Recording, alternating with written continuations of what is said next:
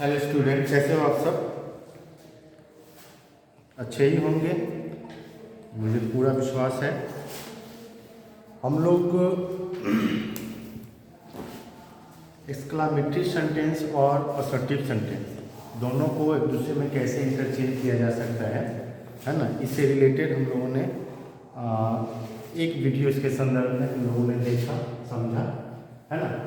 कैसे किसी exclamatory sentence को असर्टिव सेंटेंस में और कैसे असर्टिव सेंटेंस को वापस एक्सक्लामेटरी सेंटेंस में हम लोग इंटरचेंज कर सकते हैं। लेकिन इतना ही से नहीं है, वो इतने ही से हमारा सारा चीज़ कवर नहीं होने वाला है। उसमें और भी बहुत सारी चीज़ें हैं। वो सबसे आसान और वो सबसे लोकप्रिय था, सबसे पॉपुलर चीज़ थी जो हम लोगों ने पार्ट फर्स्ट में पढ़ा, इस एक्सक्लामेटरी और असर्टिव सेंटेंस के पार्ट फर्स्ट में। तो पहला जो वीडियो था वो बहुत सिंपल है और बहुत पॉपुलर भी है। लगभग वही सारा चीज़, वही सारी चीज़ें एग्जाम्स में पूछी जाती है। अब जो हम लोग पढ़ेंगे वो थोड़ा सा यूज में कम आने वाला है, बट जब हम लोग पढ़ ही रहे हैं तो उसको भी एक बार देख लेते हैं। बहुत ज़्यादा मुश्किल नहीं है ना। तो उसी को हम लोग आगे आज कंटिन्यू करने वाले हैं।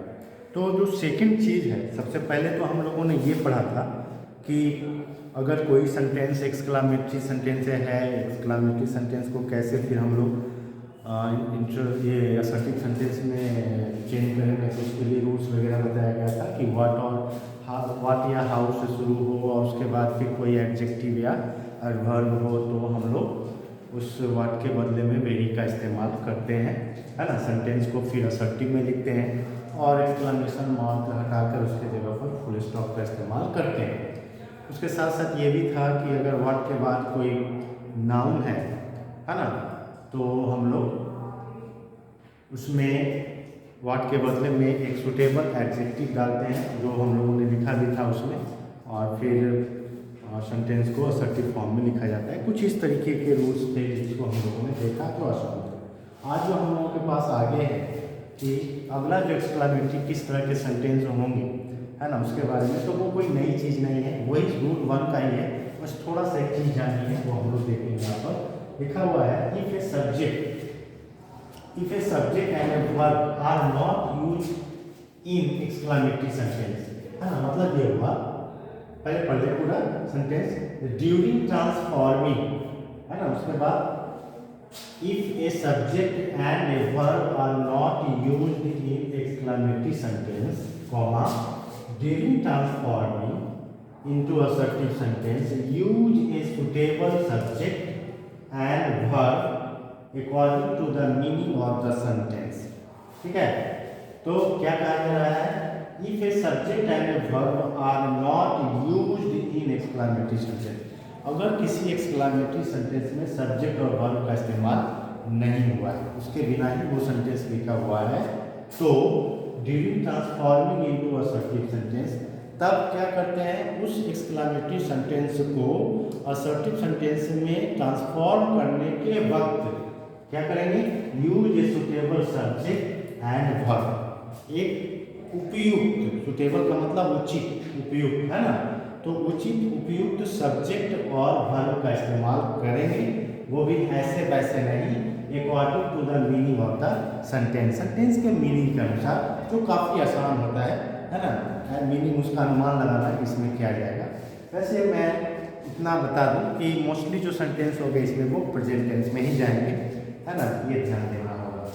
तो जैसे यहाँ पर एग्जाम्पल लिखे हैं, व्हाट ए बिग हाउस, देखो इसमें सब्जेक्ट भी नहीं है, वर्ब भी नहीं है, फिर भी एक्सक्लामेटरी सेंटेंस में लिखा हुआ है और बिल्कुल सही है, पूरे कंप्लीट है। व्हाट ए बिग हाउस का मतलब हुआ कितना बड़ा घर, है ना, कितना बड़ा घर। तो कितना बड़ा घर हम लोग को समझ में आ गया कि घर बहुत बड़ा है, लेकिन जब उसको हम लोग असर्टिव सेंटेंस में चेंज करेंगे, इंटरचेंज करेंगे, तो उसको बिना सब्जेक्ट और बिना वर्ब के हम लोग नहीं लिख सकते, ठीक है ना। तो क्या करना होता है, हम लोग को एक सुटेबल सब्जेक्ट और एक सुटेबल वर्ब का यूज करना होता है। तो देखिए यहाँ पर हालांकि हम स्वतंत्र हैं, हम बाज का भी इस्तेमाल कर सकते हैं, है ना। कितना बड़ा घर था, ऐसा भी बोल सकते हैं, कितना बड़ा घर है। लेकिन पास्ट की बातों को एक्सक्लामेटरी सेंटेंस में यूज करना बहुत मुश्किल तो नहीं है, अनयूजुअल भी नहीं है, बट काफ़ी इनफॉर्मल है, उपयोग में कम आता है ना। तो हम लोग इसको मोस्टली सारा प्रेजेंट नहीं करेंगे, तो क्या लिखेंगे, it is a very beautiful a very big house, यह एक बहुत बड़ा घर है। बस यही इतना करना है ना। जो चीज़ें हमने पढ़ी थी पार्ट फर्स्ट में वही चीज़ें इसमें, बस सिर्फ ये है इसमें एक्सक्लामेटरी जो सेंटेंस है उसमें सब्जेक्ट और वर्ब नहीं होंगे, और जबकि हम लोग को असर्टिव फॉर्म में जब लिखेंगे तो असर्टिव फॉर्म बिना सब्जेक्ट वर्ब का तो हो नहीं सकता है, तो उसमें खुद से, और जो मोस्टली वो जो आएगा उसमें सब्जेक्ट और वर्ब वो इट ही रहेगा, दिस रहेगा, इट रहेगा, इज रहेगा मोस्टली में, ठीक है ना। बस इतना ही करना हम लोग को। अब देखेंगे कि जितने भी सेंटेंस हम लोगों ने यहाँ पर लिए हैं, है ना, सब में इट इज, ही इज, है ना। जब मैन है तो उसके लिए ही, है ना, it is and it is. तो मोस्टली है, मोस्टली 90% प्लस में ये इसका जो सब्जेक्ट और वर्ब का इस्तेमाल किया जाता है वो इट और इज होता है। तो ये कोई नई चीज़ नहीं है, बस वही है, इसमें खुद से दे देना, कोई नहीं बात। सेकेंड है what a fall, it is या it was a great fall, है ना, दोनों बातें हो सकती है ना। था या है, हाउ नाइस, कितना सुंदर, it is very nice. What a man, कैसा आदमी, मतलब he is a Strang man, बड़ी विचित्र आदमी है, बड़ा विचित्र आदमी है ना। ये भी कर सकते हैं, ग्रेट भी कर सकते हैं, है ना, लेकिन ग्रेट के लिए ये एक्सप्रेशन सही नहीं है, व्हाट ए मैन। चलिए ठीक है, हो भी सकता है। व्हाट ए बिल्डिंग, कैसा भवन, it is a big building, है ना। जैसे कि नेक्स्ट है what A lame excuse. Lame excuse का मतलब हम लोग बच्चे कभी कभी जब स्कूल में आते हैं, स्कूल में और जब होमवर्क वगैरह नहीं करते, जब उनको कोई बहाना नहीं सूझता तो बड़ी अजीब सा बहाना बना देते हैं, जिसे सुनकर हंसी आ जाती है, गुस्सा से ज़्यादा हंसी आ जाती है ना। वो उतना नहीं सोच पाते कि इस तरह का जो बहाना मैं बना रहा हूँ वो उसकी कोई ये नहीं है, वो बहाना नहीं, मुश्किल है उस तरह का कमज़ोर और ये बहाना। तो लेम एक्सक्यूज का मतलब ऐसा बहाना जिस पर कोई भरोसा ही नहीं करे और उस पर हंसी आ जाए, बड़ा कमज़ोर बहाना जिसको बोल सकते हैं, है ना। झूठ बोलने वाले तो ऐसे झूठ बोल देते हैं कि लगता है कि सही बोल रहा है ना। लेकिन कभी कभी कुछ नादान और निर्दोष बच्चे कभी कभी, है ना, कुछ बड़ा बहुत मासूम सा कोई बहाना बना देते हैं, सुनकर जिससे हंसी आ जाती है और हम लोग चलो छोड़ो हटा, है ना। तो वही चीज़ है, बट लेम एक्सरसाइज बहुत कमज़ोर बहाना, तो it is a very lame exercise. Excuse, sorry, how funny, कितना मतलब मजाकिया, कितना देखने में बड़ा हंसी आ रही है, it is very funny. What fun, कैसा, है ना, it is a great fun, हाँ, कितना मैंने मजा, कितना मजा, it is great fun. And what a place, कैसी जगह, इट इज ए लवली और ब्यूटीफुल और स्टैंड प्लेस, कुछ भी कर सकते हैं। तो मोस्टली इस पार्ट में हमने देखा क्या कि वैसे एक्सक्लामेटरी सेंटेंस भी आएंगे जिसमें कोई सब्जेक्ट नहीं होगा, कोई वर्ब नहीं होगा, लेकिन इसका मतलब ये नहीं कि वो सेंटेंस नहीं है, वो बिल्कुल एक्सक्लामेटरी सेंटेंस होता है। और ऐसे एक्सक्लामेटरी सेंटेंस को अफर्मेटिव में, सॉरी, असर्टिव में इंटरचेंज करने के लिए हम लोग को खुद से एक सुटेबल सब्जेक्ट और वर्ब का इस्तेमाल करना पड़ेगा। और mostly the verb and the subject will be it and is, है ना, वो मतलब अधिकतर में वो इट और इज ही होंगे, ठीक है। तो जगह कम है यहाँ पर, इसको हम लोग साफ करते हैं, फिर अगले पार्ट की तरफ चलते हैं, अगले रूल की तरफ चलते हैं।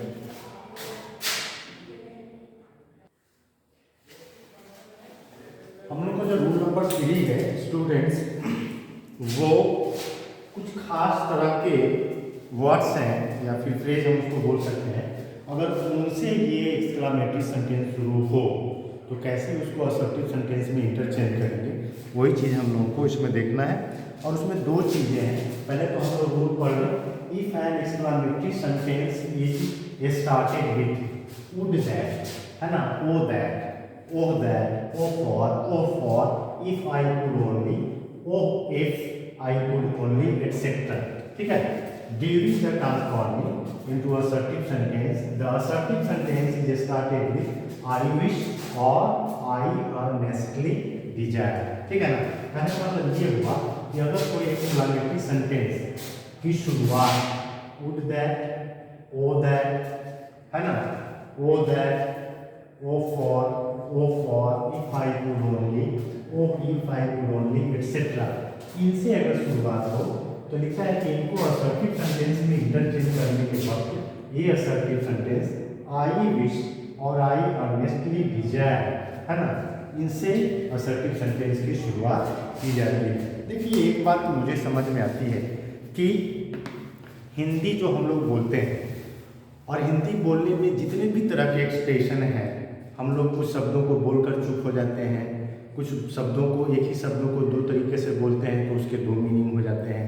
तो एक जैसे जिस माहौल में हिंदी भाषी स्टेट के लोग हैं, हम लोग देश के लोग हैं, तो वहाँ जितनी हिंदी पर जितना कंट्रोल और हिंदी को जितने तरीके से हम लोग यूज कर सकते हैं अलग अलग सिचुएशंस में, है ना, एक ही शब्द को दो दो तरीके से बोल करके, है ना, जाऊँ जाऊँ, तो ये जाऊँ जाऊँ, है ना, मैं जाऊँ, तो कई ऐसे शब्द हैं, बहुत ऐसी परिस्थितियाँ होती हैं जब हम लोग उसको अलग अलग तरीके से यूज करते हैं। वही चीज़ें जब दूसरे भाषा के लोग उसको समझाना चाहेंगे तो उन्हें तो दिक्कत होगी कि आखिर ये क्या है। तो वही बात है, अंग्रेजी इंग्लिश कंट्रीज वाले लोग जहाँ पर ये इस भाषा में जहाँ जन्म लिया, तो जाहिर है कि ऐसी बात नहीं है कि हमारे देश के लोगों को इसके बारे में पूरी जानकारी है, बट उतने ज़्यादा लोगों को इसके बारे में जानकारी नहीं हो सकेगी, वही बात है।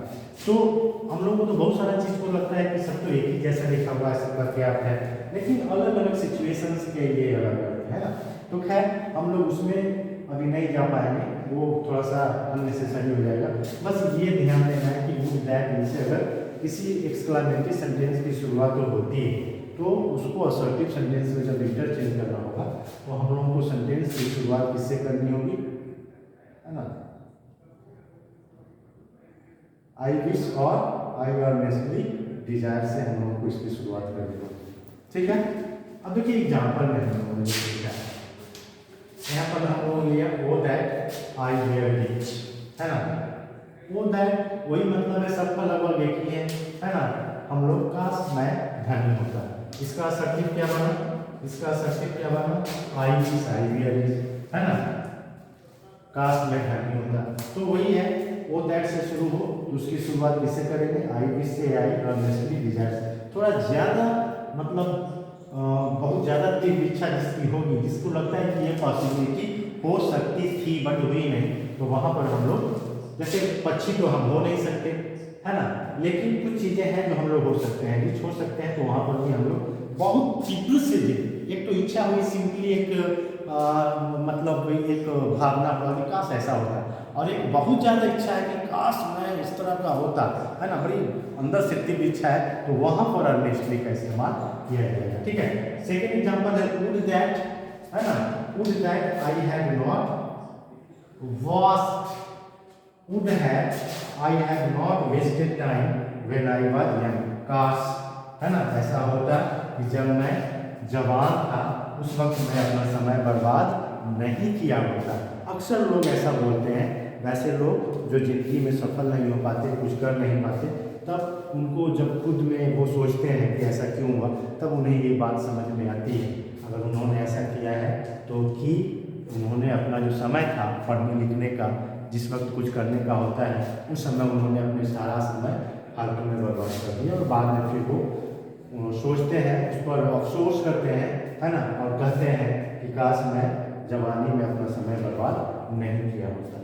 तो इसका भी वही आई विश, बस वुड दैट की जगह पर आई विश, वो दैट की जगह पर आई विश, यही करना है। बाकी सारा सेंटेंस देखिए बहुत मुश्किल नहीं है, I had not wasted my time when I was young. तो देखने में ये भले लगे कि बाप रे बाप इतना बड़ा वो दैट वुड दैट, कुछ नहीं है ये, बस एक सिंपली एक फ्रेज डालना है वहाँ पर, है ना, I wish I earnestly desire, जिसको हम लोग क्लाउड में बोल सकते हैं, कंप्लीट है ये। तो बस इतना ही है, बाकी rest of the part sentence का जो है उसको लिख देना है, तो बहुत मुश्किल नहीं है, हम लोग इससे ना कर रहे हैं। नेक्स्ट है O that the desert were my dwelling place, काश, है ना, डेजर्ट मेरा निवास स्थान होता, मरुस्थल मेरा निवास स्थान होता। कैसे बनाया यहाँ पर देखिए, आई विश दैट, है ना, I wish that the desert were my dwelling place. ठीक है, I wish that the desert were my dwelling place, कुछ नहीं है, वो जगह, वो दैट की जगह पर आई विश दैट लगाएंगे। लेकिन एक चीज़ यहाँ पर मैं बताऊंगा, पहले सेंटेंस को भी देख लीजिए। यहाँ पर एक्सक्लेमेटरी सेंटेंस में लिखा हुआ है फिर ओ दैट, है ना, यहाँ पर ओ दैट था, यहाँ पर O that I have the wings of a dove, है ना, काश मेरे पास भी, है ना, पंख होते फाख्ता जैसे, जिसको कबूतर लगभग बोला जाता है। तो इसमें भी क्या है, वो दैट को किया गया आई विश दैट, है ना, I had the wings of a Dove. तो कुछ नहीं है, आई विश का इस्तेमाल किया गया सारे एक्सक्लेमेटरी वर्ड के जगह पर, और सेंटेंस को रेस्ट वैसे जैसे था वैसे ही दिए गए। सिर्फ एक चीज हम लोग देखते हैं कि जिन सेंटेंस में ओ दैट और ओ दैट है ना, उसके साथ आई विश और आई विश के बाद दैट का भी इस्तेमाल किया जाता है। इसके अलावा ओ दैट यहाँ भी था, है ना, लेकिन O that I will, just a minute,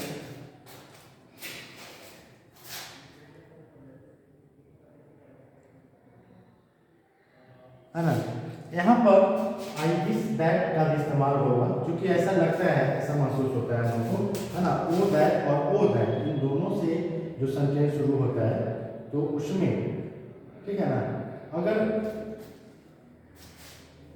O that के बाद अगर आई विश है तो उसमें शायद नहीं करेंगे। ओ दैट के बाद अगर आई विल है तो नहीं करेंगे, बट ओ दैट के बाद, है ना, कोई थर्ड पर्सन का है तो उसके साथ दैट का इस्तेमाल करना होगा। और ओ दैट के बाद, है ना, ओ दैट के बाद अगर आई सब्जेक्ट है तो फिर उसमें भी दैट का इस्तेमाल, मतलब ओ दैट और ओ दैट इनमें थोड़ा सा दैट का इस्तेमाल यूज होगा, बाकी रेस्ट में किसी में दैट का इस्तेमाल नहीं करना। हम लोग और भी कुछ एग्जाम्पल ले लेते हैं, है ना, कुछ नहीं है, बस एक्सक्लेमेटरी वर्ड्स जो है या फिर जो ये आपका दिया हुआ है, ये सारा जो अंडरलाइन किया हुआ है, जो फ्रेज है, ग्रुप ऑफ वर्ड्स है या एक वर्ड है, उसके जगह पर हम लोग को आई विश और आई और नेस्टली डिजाइन का इस्तेमाल करना होगा। हम लोग एक दो एग्जाम्पल्स और ले लेते हैं, ठीक है।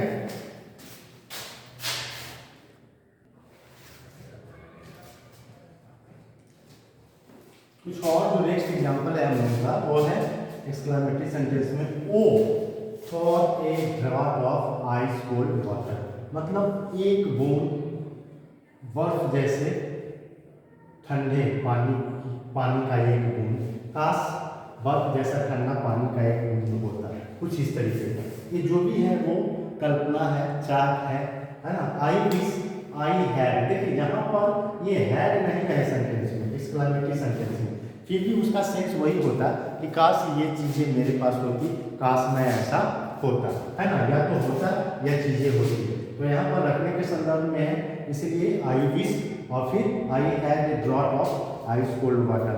आई अर्नेस्टली डिजायर, है ना, आई अर्नेस्टली डिजायर टू, या फिर I earnestly desire a drop of ice cold water, ऐसा भी हम लोग बना सकते थे, ठीक है। सेकंड है O for a grand palace to live in, काश, है ना, एक भव्य महल रहने को होता, तो फिर वही आई विश, है ना, काश मैं कल्पना करता हूँ, कुछ इस तरीके से मेरी इच्छा है। I had a grand palace to live in, कि मेरे पास एक भव्य महल रहने को होता। लास्ट एग्जाम्पल है if I could only gain the first prize, है ना, काश मैं फर्स्ट प्राइज पाया होता। तो दो तरीके से इसका है, वही चीज आई विश आई कुड गेन, है ना, यहाँ पर कुड है इसलिए कुड का इस्तेमाल किया गया है, हैड का संदर्भ नहीं है यहाँ पर, है ना। I wish I could gain the first prize, है ना, काश मेरी इच्छा है, ठीक मेरी इच्छा है कि मैं ऐसा कर पाता, फर्स्ट प्राइज ले पाता। या फिर आई अर्नेस्टली डिजायर, है ना, आई अर्नेस्टली डिजायर के बाद आई हैड नहीं, आई अर्नेस्टली डिजायर, मैं बिल्कुल अंतरात्मा से ये चाहता हूँ क्या, तो गेन द फर्स्ट प्राइज, पहला प्राइज प्राप्त करना। तो अर्नेस्टली डिजायर के बाद वो इन्फिनेटिव का इस्तेमाल किया गया है इसमें, इस बात का हम लोगों को ध्यान रखना पड़ेगा। जब हम लोग अर्नेस्टली डिजायर का जब इस्तेमाल करेंगे तो ये करना पड़ेगा, ठीक है। तो ये था हम लोगों का रूल नंबर 3 से रिलेटेड कुछ एग्जाम्पल्स। अब हम लोग आगे की तरफ चलते हैं, अगले रूल की तरफ चलते हैं। तो मैं पहले इसको साफ कर लेता हूँ, उसके बाद आगे करते हैं लोग।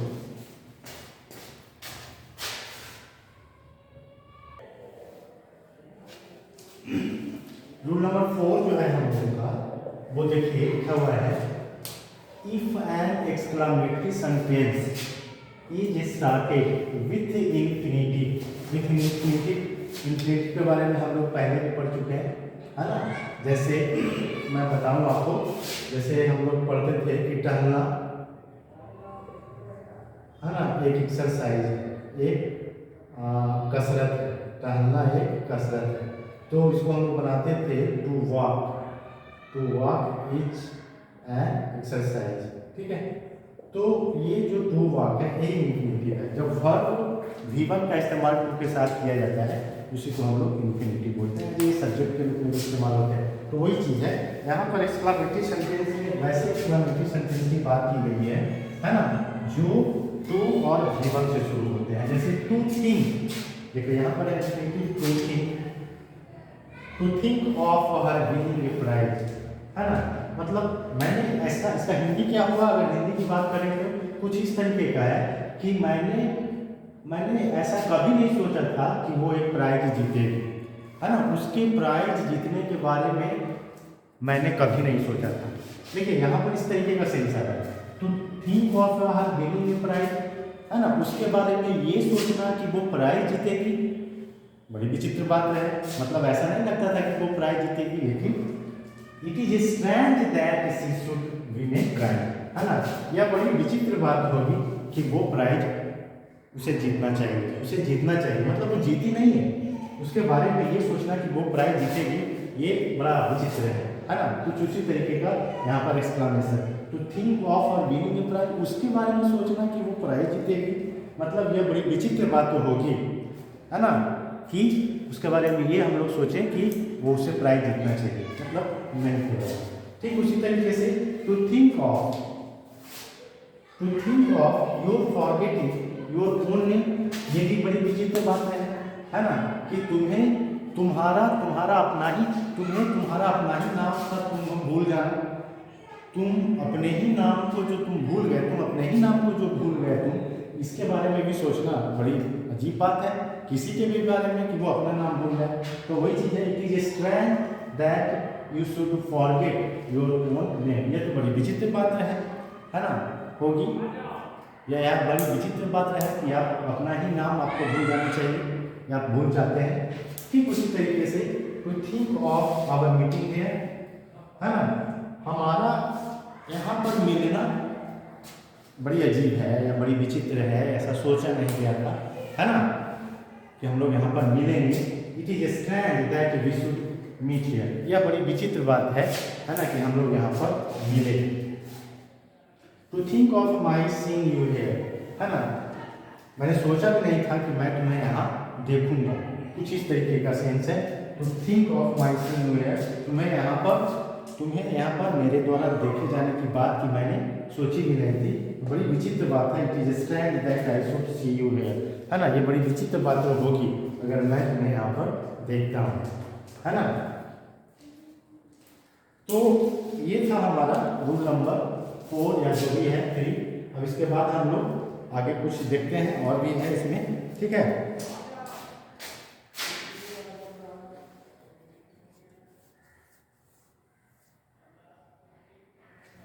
जरा सा मैं इस पर और थोड़ा सा करूँ, कुछ करना नहीं है इसमें, है ना। हमने क्या किया क्या सेंटेंस को देखिए, टू थिंक ऑफ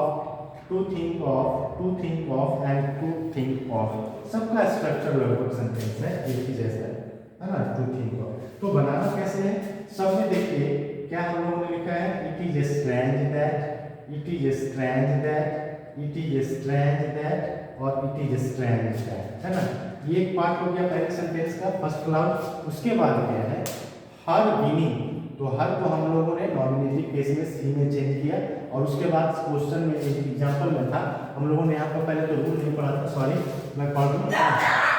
तो if an exclamatory sentence is started with infinitive to या V1 during transforming into assertive sentence, the assertive sentence is written in the form, इस फॉर्म में लिखा जाएगा जब इस तरीके से इंफिनिटिव से जो एक्सक्लेमेटरी सेंटेंस शुरू होंगे, है ना, उसका जब हम लोग असर्टिव सेंटेंस में इंटरचेंज करेंगे, तो इंटरचेंज जो करेंगे असर्टिव में, तो उसका असर्टिव का जो पैटर्न होगा उसकी शुरुआत होगी कैसे, इट इज स्ट्रेंज, है ना, इट इज स्ट्रेंज। उसके बाद फिर दैट क्लाउड का इस्तेमाल करना है, जो हम लोगों ने यहाँ पर किया है, it is strange that cloud हो गया।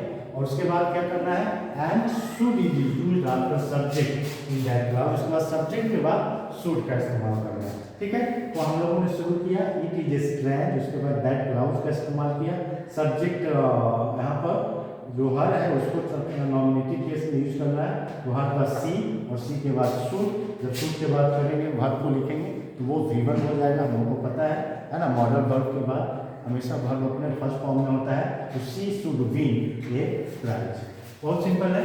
तो think of your forgetting your own name, it is strange that you should forget your own name. बहुत सिंपल है हमारा। To think of our meeting here, it is strange that we should meet here, and to think of my seeing you here, it is strange that I should see you here. तो बनाने में कोई दिक्कत नहीं, बहुत simple सा है। तो हाँ, देखने में अजीब थोड़ा भले लग रहा हो, बट बनाना इसको बहुत आसान है, इसीलिए हम लोगों ने इसको देख भी लिया और समझ भी लिया। ठीक इसी तरीके से हम लोग इसको कर लेंगे और वापसी भी देख लेना है ना। कैसे हम लोग फिर it is strange that I should see you here, अगर इसको एक्सक्लेमेटरी सेंटेंस में फिर इंटरचेंज करना हो तो थिंक ऑफ माई सीइंग, है ना। सबसे पहले क्या करना है, इट इज स्ट्रेंज दैट को गायब कर देना है, सेंटेंस की शुरुआत टू थिंक ऑफ से करनी है ना। आई को चेंज कर देना है पर ये पॉलिसी प्रोनाउन में, माई में, और वर्ब जो है यहाँ पर वो चला जाएगा किसमें, बिफोर में, है ना, कंटिन्यूअस फॉर्म में, और फिर सेंटेंस को यू वगैरह करके लिखना है। तो सारी चीज़ों को फिर हम लोग जिन जिन चीज़ों को चेंज करके एक्सक्लेमेटरी से असर्टिव सेंटेंस में आए हैं, उन्हीं चीज़ों को वापस अपने रूप में ला कर हम लोग असर्टिव सेंटेंस को अगेन एक्सक्लेमेटरी सेंटेंस में इंटरचेंज कर लेंगे, ठीक है। तो अब हम लोग देखते हैं आगे।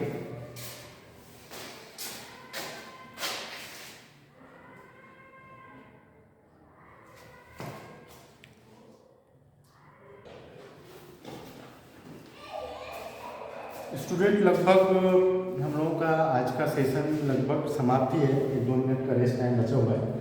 तो हम लोग आज इतना ही रखने देते हैं, ये रोल नंबर 4 तक। इसमें और भी चीज़ें बची हुई है, इसको हम लोग भी ज़रूर देखेंगे। मतलब एक डिटेल वे में देख ही लेना है, सारी चीज़ें समझ लेनी है। बहुत मुश्किल नहीं है ये सारा, है ना। लेकिन अगर देखा हुआ ना हो और अचानक से ये चीज़ें जब सामने आ जाती है तब थोड़ा सा परेशानी लगता है कि कैसे होगा क्या होगा। लेकिन जब एक बार आप देख चुके हैं और बाद में अगर भूल भी जाते हो तो आपका जो नोटबुक है उसमें अगर फिर से पढ़ लो तो वो आसानी से समझा जा सकता है। तो आज हम लोग इसको, इस टॉपिक को, इस पार्ट को वहीं पर इसको स्टॉप करते हैं, कंटिन्यू करेंगे फिर हम लोग नेक्स्ट वीडियो में। तो है ना, नेक्स्ट वीडियो तक, अगले वीडियो तक, है ना, हम लोग विदा लेते हैं। आप लोगों से मैं विदा लेता हूँ, फिर नेक्स्ट टाइम फिर मिलेंगे। Till then thank you, wish